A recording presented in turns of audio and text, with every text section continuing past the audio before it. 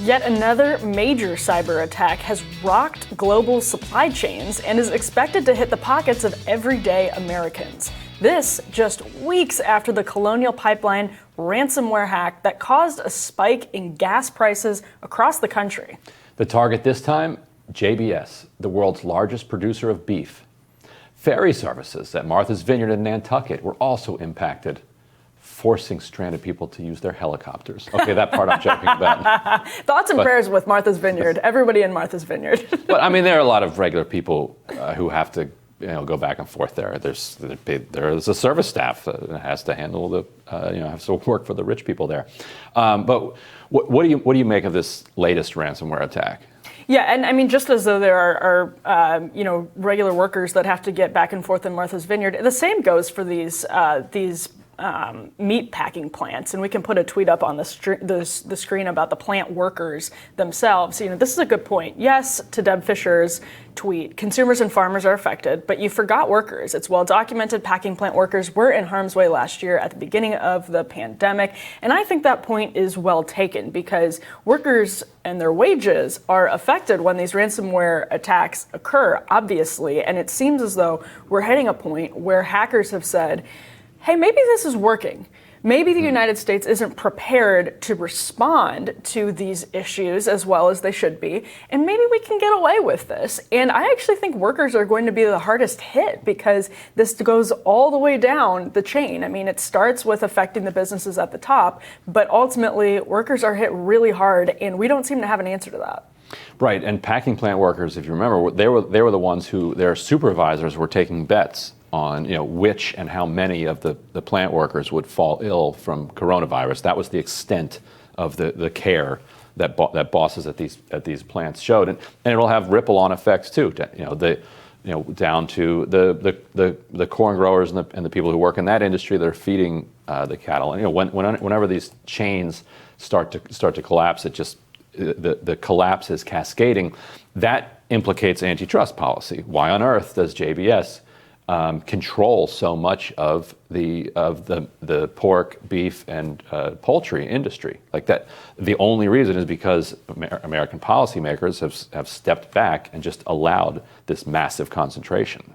Yeah, and again, it's not just going to, they pay X number of million of dollars to hackers or whatever it is. Hopefully there's a plan in place to improve our response. I mean, to improve the response of the economy, to improve the response of the government, the federal government. I mean, I think last time around there was a vacuum of leadership from the Biden administration when it came to responding to the Colonial Pipeline hack. I don't know what was going on behind the scenes, but I do think there was a leadership vacuum that allowed the situation to last much longer than it needed to, and to allow, for instance, Colonial Pipeline to end up paying the hackers, which is a really terrible situation. It's a bad precedent to set. It shows that we weren't prepared, and you're going to be caught off guard once, sure, but what's our response now that we've already had this happen? I still see a leadership vacuum. Again, I don't know what's happening behind the scenes. These are sensitive intelligence issues, obviously, but I just don't have a lot of faith that our government is preparing our companies and our major, our major companies in some of these cases, where antitrust needs to be invoked to respond to these things adequately. Right, and this has been years in the making, and it's going to be hard to roll back quickly, if at all. What's so obnoxious to me about it is that we have spent, as a public, billions upon billions of dollars on cyber weapons. The NSA has the most effective offensive cyber capacity in the world, like by orders of magnitude. They use it to spy on Americans, to spy on people overseas. They use it to infiltrate, every computer system that they can across the world for espionage purposes and for whatever other purposes. All of that focus on offense left us vulnerable. Rather than focusing on defense and saying, okay, we've got this interconnected grid that is improving productivity, improving people's lives, creating toxic environments like Twitter, but also bringing humanity a lot of benefits along the way. Let's see what we can do to shore it up, because the interconnectedness itself there are vulnerabilities that are built into it, and vulnerabilities that are heightened by the fact that people don't take security seriously, even at security companies, and taking it seriously is a pain for a lot of people. And so whenever something's annoying, you're going to have some people that just aren't going to do it right. So you have to set up systems that are easy for people to use, that are still secure. And the NSA has billions of dollars at its disposal. The government has billions of dollars at its disposal. Could have invested in that. Instead, they decided that they wanted to just monkey around with the entire world. And for what? And that's what drives me crazy about all of this, is some of these agencies that are tasked with preventing these things have just sprawling bureaucracies and massive budgets that end up getting increased and increased with absolutely no guarantee or no guidance or direction that they need to be reformed. They need to be more efficient. And that's how I think we're in this situation. We talked about this the other day. It's like our decadent government, our decadent economy is not adequately prepared to respond efficiently to some of these crises. Let's listen to actually what White House Press Secretary Jen Psaki had to say about this.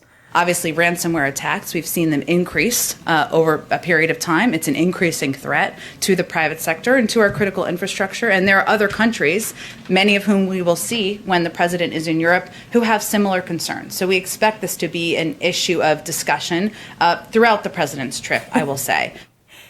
We expect this to be an issue of discussion. Now, people like Matt Gaetz on the right and Ronnie Jackson are saying, mocking Biden. Matt Gaetz said, "Where's the beef?" He tweeted that. Oh my gosh, what a hackneyed joke at this point. And then you had Ronnie Jackson saying this would never happen under Trump. And this is going to become, I think, a very, very political debate. Ryan, what do you make of that contention? I'm trying to picture like hackers sitting around in whatever layer they're in, and they're about to hack JBS, but they're like, "Oh wait, JBS, that's it's Brazilian, but they're big in America. And Donald Trump, he's just too tough and mean. we better wait until there's a weak president, and then we will go in and we will hack them and extract our ransom." No, that's crazy. On the other hand, there is a utility in politicians feeling pain over this. I think it's not Joe Biden's fault. He's inaugurated in January. This stuff's happening right away. Be like blaming Bush for not spotting 9/11. Okay, yeah, there were some warning signs, but it could have happened under Clinton. Clinton was president for 8 years. It's like, but if they start to feel some pain over not stopping this, then they'll start to do something. Yeah, to slow it down. And it's not like all of these agencies were super pro-Trump when Trump was president. Like, we actually don't know how the bureaucracy would have responded to this at the time. Trump probably would have had a very different response than I think Biden did. I don't know what that would be. But I do think there's truth to the notion that because the Biden administration didn't respond super well when the Colonial Pipeline hack occurred, that set a precedent that means we might be seeing an influx of similar hacks in the future. Let's hope that doesn't happen. And let's hope there's something happening behind the scenes that we don't know about. I think they need to let us know what they do. Like, they need to let the public know. Like, we actually caught those dudes. Here they are. Yeah, absolutely. Couldn't agree with that more.